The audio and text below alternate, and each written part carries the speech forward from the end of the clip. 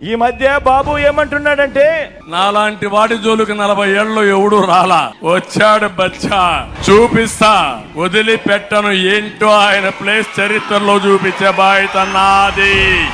ఇలాంటి మాటలు వింటుంటేనే నాకు కొన్ని కథలు, కొన్ని మాటలు గుర్తుకొస్తాయి. కృష్ణుడిని బచ్చా అనుకున్న కంసుడు పూతన కాలింది, రాముడిని బచ్చా అనుకున్న మారీషుడు సుబాహుడు ఇప్పుడు రామోజీ వేషంలోను ఓ ఆంధ్రజ్యోతి రాధాకృష్ణన్లా ఈ రోజు కనిపిస్తా ఉన్నారు. హనుమంతుడిని బచ్చా అనుకున్న రావణుడు కూడా వీళ్ళల్లో గుర్తుకొస్తా ఉన్నాడు. చరిత్రలో ఓడిపోయే కాలం వచ్చినప్పుడు వీళ్ళందరికీ కూడా అటువైపున హీరోలందరూ బచ్చాలుగానే కనిపిస్తా ఉంటారు. అయ్యా చంద్రబాబు, నువ్వు బచ్చా అంటున్న నేను ప్రజలకు మంచి చేసి ఎన్నికల్లో ఒంటరిగా ధైర్యంగా ప్రజల ముందుకు నేను వస్తా ఉన్నా. మరి 3 సార్లు సీఎంగా చేశావు కదా, మరి పేదలకు నువ్వు చేసిన మంచి ఉంటే నువ్వెందుకయ్యా బచ్చాను చూసి భయపడుతూ పొత్తుల కోసం ఎగబడతా